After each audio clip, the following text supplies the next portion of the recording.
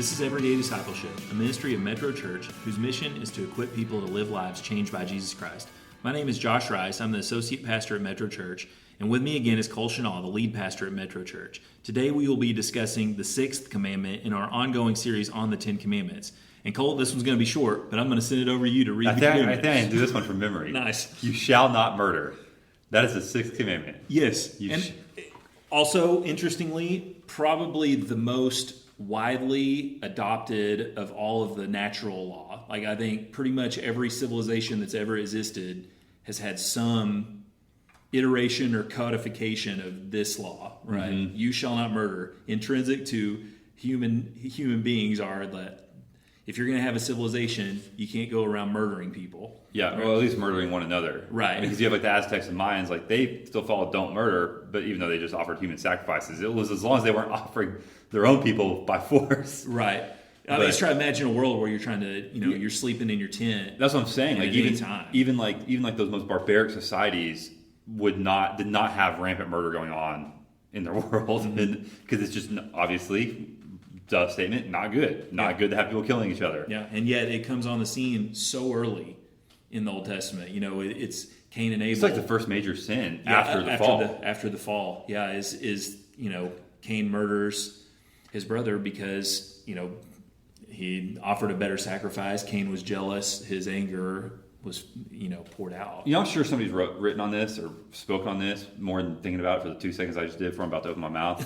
But it is interesting. Why is that the first kind of sin outside of the fall? And I think it's a repudiation of everything God did, mm-hmm. of God making life. It's mankind saying, okay, we want death. Mm-hmm. And this is the death we're going to choose. Yeah, and the very scene, the displeasure that God had for Cain in his sacrifice was a hard issue, where Cain did not offer a faithful sacrifice. He was giving lip service to God in worship because of a fear of God, but of the terror fear of God, while Abel gave a faithful sacrifice. And then the response to that is, if I don't honor God in my heart, and then God doesn't give me what I need from Him, then I'm going to be enraged. And I'm going to take what I want. And I know as we've turned, the last episode, we turned into the one another part of the Ten Commandments. And this one really, at its most basic level, shows us that the human propensity and desire to treat one another as commodities, as vehicles for our own happiness. And we're happy with somebody as long as they're doing what we want to do. And whenever that turns around, then they're of no use to us. Mm-hmm. And that is an ungodly vision of His greatest creation, which, when God created man and woman in His own image, man and woman stand above the rest of the creation. Our call is to cultivate, to subdue, to multiply, that sort of thing. We stand above creation because we're the ones that are made in God's image. And so it is a particularly grievous thing to exterminate, or to eliminate what God has made in His own image. Well, I think it might be helpful when we talk about this to talk about it just to kind of outline where we're going is the macro view of this, like the cultural view of thou shalt not murder, and then the micro view, the personal view of it. Mm-hmm. Because I think there's a lot of misconception about the macro view in mm-hmm. culture, about what it means that some people take this verse to mean you shall not kill, just period. And I don't think that's really what it's saying, because it's a different Hebrew word than kill. Mm-hmm. It's a Hebrew word that really connotes this idea of murder, premeditated murder, or even unintentional manslaughter. It's basically killing in cold blood or negligence. Now, some people will use this to say that they have a conscientious objection of war, per se, and I think that's fine. I think that if you have a conscience issue against war and committing violence, I think you need to follow your conscience, because Paul tells us anything that does not proceed from faith is sin. So mm-hmm. I think it would be sin for you. But it's not. This verse is not prohibiting war. No, because obviously not. Obviously, God, like later on, not too much longer after this, He tells Israel, go in and kill them all, mm-hmm. to go take the promised land. So it's not talking about war or just war. It's talking about this Cain and Abel type thing, this murder, this selfishness, this lack of concern or care for the other person made in the image of God. Well, because we would say, if I get drunk and get in my vehicle and I start driving down the road and I run over somebody, that is a violation of this commandment, because through my negligence and reckless disregard for human life, what I've done is I've gone and I've I've killed someone, negligent homicide. Well, you fail to love others by not self-controlling and not becoming drunk. I mean, that's the idea, right? That Jesus said all the commandments can be summed up in love God, love others. And these are the love other parts of that. The first four, love God. These are the one another commands. And I think some people also use this verse. And we won't get into all the nitty-gritty ethical details of it, but some people use this verse, like you mentioned earlier, talking about capital punishment, being against capital punishment. And Paul says in Romans, though, that the government has the right to wield the sword. So the government obviously has a right to kill for reasons, for society. As part of this code, the Ten Commandments basically gets fleshed out into the whole code of the law that, Moses gives in Deuteronomy and Leviticus. And that has all kinds of stipulations for when the state was going to execute people who were lawbreakers. And the principle, I think, really was that the state has a right to execute when it's a just state, when it benefits society to do so. Not in a utilitarian sense that it benefits me personally, but it's a necessity of society. This goes back to that original thing, is you can't have a civilization when you have murder running rampant, when you have rape running rampant, when you have, we talked about last episode, when you have children who dishonor their parents at every pass. You can't carry on civilization that way. And so the state was given that ability when due process was served, because remember, all these crimes, and there's a cool distinction here between sin and crime that we'll get to when we pivot to the micro thing, but when a person was accused of a crime that would warrant the death penalty under the law, then there would have to be two or more witnesses to the crime. So it actually ended up, and America has based a lot of its judicial system based off of this principle, where it's actually it should be, in theory, much harder to convict someone of a crime than it is to find them not guilty of a crime, because our standard is reasonable doubt. And it takes, in the biblical standard, it takes multiple witnesses. And we have to remember also, I was watching a show on Netflix that was actually pretty edifying. It was called, I think, The Innocence Files. And what it was saying was that witnesses today are not the same as they would have been in biblical times, because in biblical times, everybody knew each other in the village. And so if it was like, if I saw Cole, knifing somebody in the back alley, like, I'm not going to have to recollect what his face looked like. It was a little dark. I'd be like, no, I saw Cole over there knifing that person. That witness's testimony is extremely convincing there, to the extent that if a witness was to lie, then they would get the punishment themselves. Yeah. So the whole system was set up in murder is the death penalty was given to the government with a restriction in God's law on having a burden of proof and due process. Proverbs says that the first person's case sounds great until the second person speaks. Well, that's why this command isn't. It's not given to a nation as a nation. It's given to a nation as individuals. Right. That this is saying, you shall not murder, as in you shall not take the initiative on your own to go and murder another brother or sister of the nation. I mean, that's what God's saying. He's not saying there's no capital punishment, because he gives capital punishment later on in the law. So we obviously can say that there can be unjust, oppressive uses of capital punishment. 100%. We would say Nero using Christians as human torches for his garden parties is unjust. In China, when Christians are murdered for worshiping Jesus Christ, I mean, that's unjust. It's oppression of the state. That doesn't mean the state is right and just. That's right. I mean, we're assuming that the state is just in executing its judgment, because that's really what God is. Because if it's unjust in executing its judgment, God has other issues with them more than just the capital punishment. Right. So. And so this commandment is not against capital punishment. It can be consistent with it, is what we're saying. It can't be used as a hammer to say, well, we need to abolish the death penalty because of the Ten Commandments. Well, because I think it's why we wanted to make that distinction, is because I think a lot of Christians are confused, because Christianity is a religion of peace. It is a religion of forgiveness. And so a lot of Christians think, well, how can capital punishment be consistent with that? And I would say capital punishment is not God's ideal. It's not God's plan. There's not going to be capital punishment in heaven, because there won't need to be capital punishment in heaven.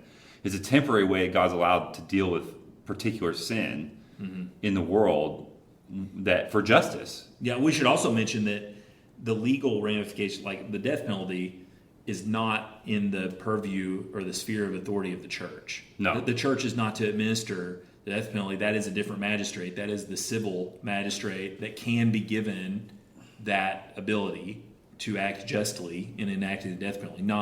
We're not advocating that we have a theocracy or a theonomy where the church is going to administer a death penalty. No. And that was not the case even in the Old Testament. They were God's people, but there were judges set up to hear the cases. Yeah, it wasn't the temple priest doing it. That's right. It was civil magistrates doing it. And I think that we can kind of transition to the particular, the micro, because that's really what we're hitting at is the thou shalt not kill. That's really easy for Christians to say, well, I've never done that. I've never murdered somebody. I'm getting clear. I found one. One of the 10. I got the one. It's the one I'm going to stand up and say, look, God didn't do that. Like, yeah, but the other 9. But, what's interesting is that Jesus expands it. It expands it to a sense that's much more strict than what God gave in the Old Testament. I mean, I think you have the verse pulled up. It's Matthew 5, verses 21 through 22. Jesus says, "You have heard it was said to those of old, 'You shall not murder, and whoever murders will be liable to judgment. But I say to you that everyone who is angry with his brother will be liable to judgment. Whoever insults his brother will be liable to the council, and whoever says, 'You fool,' will be liable to the hell of fire." Yeah, it's a pretty bad picture for all of us. Like, everybody was feeling pretty good about not killing somebody right before this. It's like, oh, I might have done some of that. Man, that's probably why we haven't got around yet in our fledgling ministry to preaching through a whole gospel yet. There is a lot to unpack there. I mean, there's the deal with anger, right? Because anger on its face is not necessarily sinful, but in the context Jesus is using here, he's obviously talking about a hatred and a bitterness and an acting out of a selfish desire to inflict harm. Well, and what it tells us is that this command for Christ, God isn't so much concerned with just the action. He's concerned with the heart of the action. Jesus is saying you don't have to physically murder somebody to commit murder. All you have to do is be angry with them, be bitter towards them, hate them, wish they were dead, things like that. And that is as good as murdering. Why? Because it's still in your heart. The heart is still there. Is there really much difference? People that have been murdered would say, yeah, there's probably a little bit of a difference there. But in general, there's not much difference in the side of our relationship to God, that we're still saying we are murderers because we hate our brother when God has said, you shall not murder. It also, I think it's cool, I'm seeing it right now. It gives a certain clarity to what we talked about earlier, where the court system was set up with, there was a burden of proof. It was difficult to hit the burden of proof to execute someone.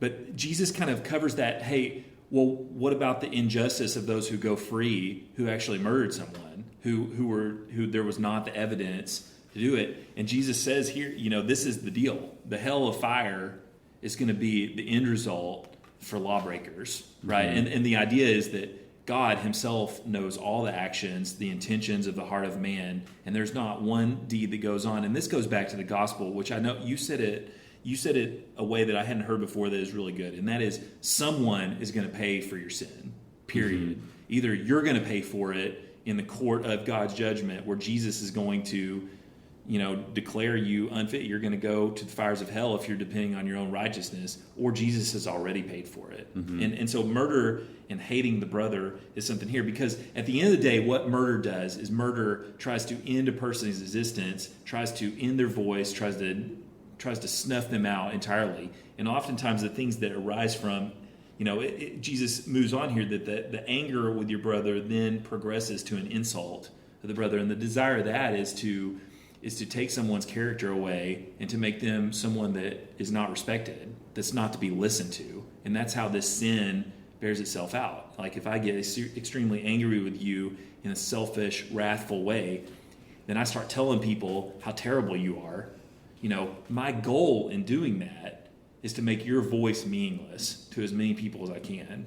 And I think that's where it is. But there is a distinction here, right? Because there's a distinction between the crime of the physical act of murder and then the sin of murder that all of us have committed. And I think you have to keep those categories clear, right?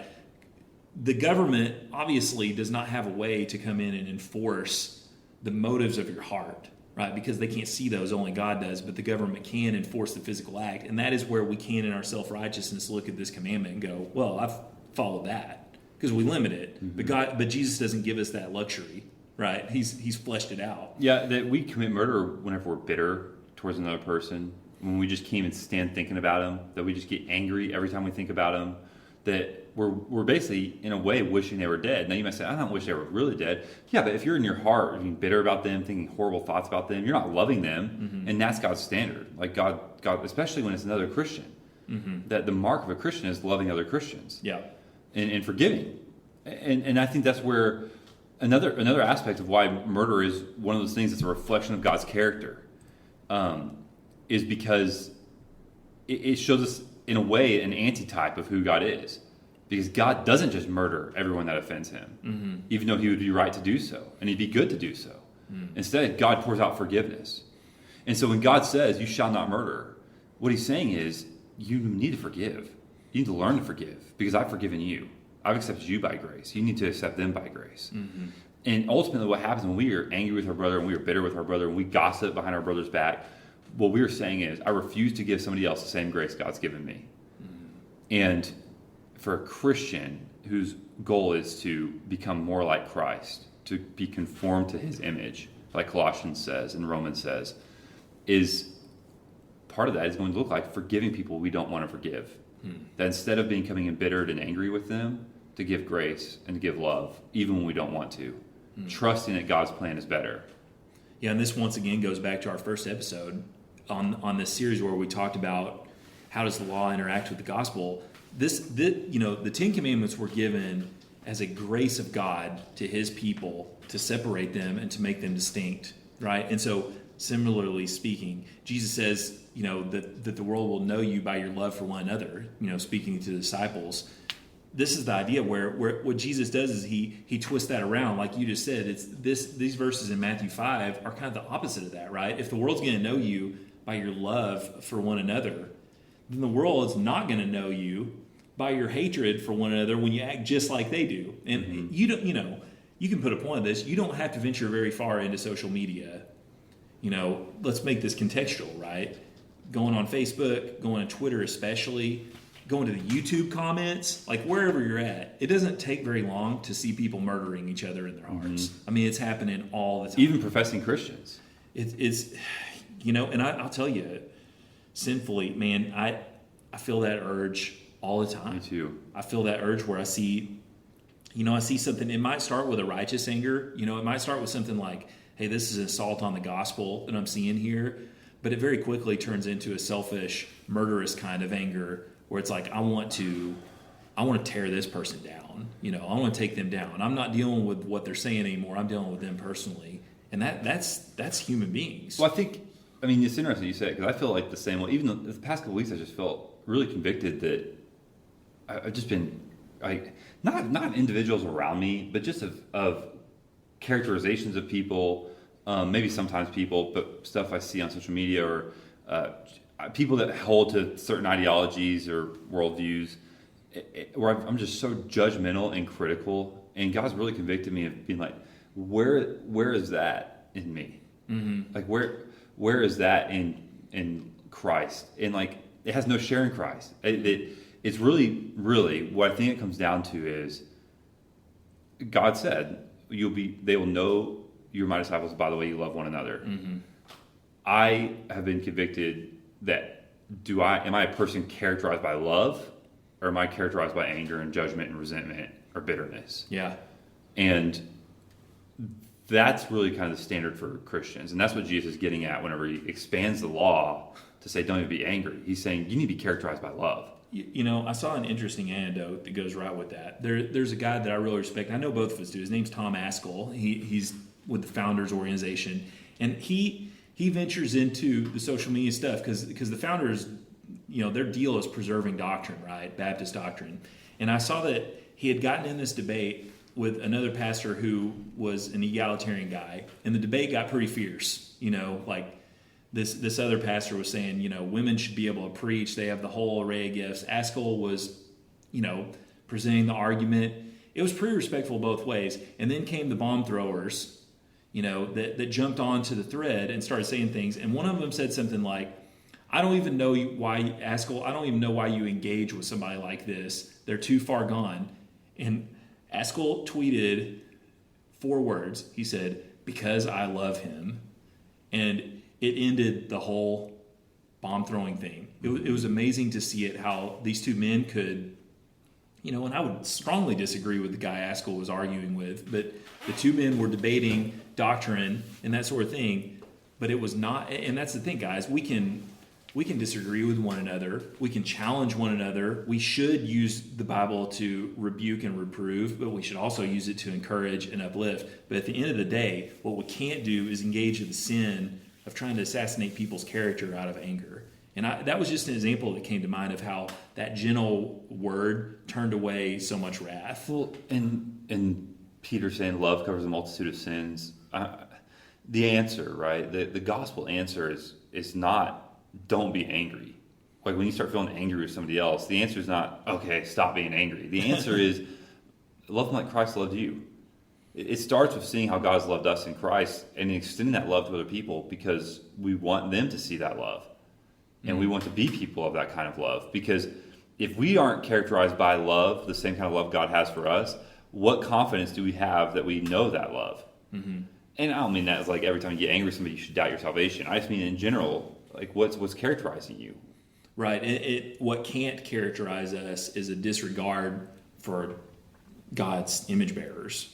And I know that gets overused today, but I think we lose the meaning by when you say image bearers or made in God's image. You say it over and over. Sometimes familiarity can breed contempt, but this word is very sacred.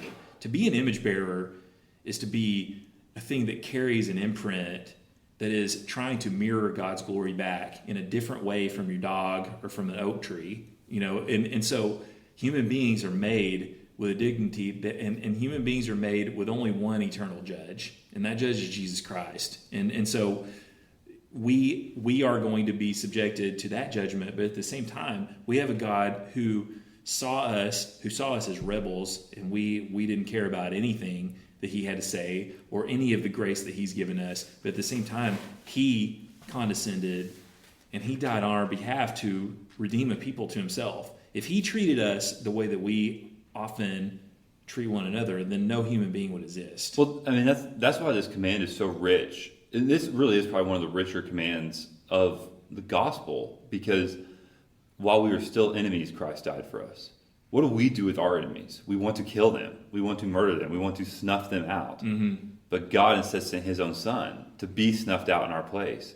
And then even that, you can keep going with the whole murder motif, is that Christ was murdered. Mm-hmm. He was murdered by the Jewish people. That's right. That they bore false witness against him. They had a trial in the middle of the night, which was against the law. They had this whole sham of a deal and rammed it through and put him on a cross to kill him. That God used murder, the murder of his own son, to bring salvation for his enemies. Mm-hmm. I mean, that alone just shows us like I said earlier, the antitype of who God is. It's us being so willing to disregard our anger towards other people and to commit murder, rationalizing to ourselves while not actually doing anything. That what you're really doing is you are saying, God, what you did was the wrong move. Mm. What you did was the stupid move. Why would you ever do that? Why would you not just kill your enemies? Yeah. And I mean, the opposite should be true. The opposite would be looking at God and saying, God, like, what you did is grace. And that's the kind of grace we want to have with other people. Yeah, and I found a quote by Calvin, so I can sound pretentious again and read off, but I think, not necessarily part of the commandment, but some of the implications of the commandment is when, and I take this quote from Calvin as meaning is when we see humans as important as God sees them, when we know that we've been forgiven so much, this is our response. And Calvin says, we are accordingly commanded, if we find anything of use to us in saving our neighbors' lives, faithfully to employ it. If there is anything that makes for their peace, to see to it. If anything harmful, to ward it off. If they are in any danger, to lend a helping hand. And I like that because it puts Christians in the position of proactively looking out for the needs of other people and protecting others from danger, stepping in between the mob that's trying to character assassinate somebody and putting your neck and your skin in the game and, protecting a brother from when people are gossiping and slandering, and obviously if there's a threat of physical violence, that we're to protect people who are going to be victims. That's the calling, that life is so important to us that we can risk our own life because we know that it's bound up in Christ anyway. And so that should give the Christian tremendous freedom to be free of guilt, but to act with courage and with bravery to protect other people and to give them a hand and to see their needs. And that is also the opposite of selfishly looking around and trying to eliminate people's influence that we don't like. Mm-hmm. And so I thought he said that really well. Did you have anything else about this one? We could go a long time. Yeah, I know. I think just the last thing would probably be that, the question that's coming up to my mind, just even thinking about it now, is when Jesus said, "Greater love is knowing than this, that they laid down their life for their friends." And the question I want to be characterized by in my own life, whenever I feel bitterness, anger, wrath, whatever it is am I willing to lay down my life for them, like Christ laid down his life for me? Because ultimately, I want to be characterized by my love for other people, not by my self-righteousness and pride and bitterness and anger. Yeah, that's the Christian witness, right? Is that we love one another, that we build up each other, that we don't try to destroy. Well, I think that's probably all the time we have on this one. So thanks for listening, and join us again next time as we continue the 10 Commandments on Everyday Discipleship.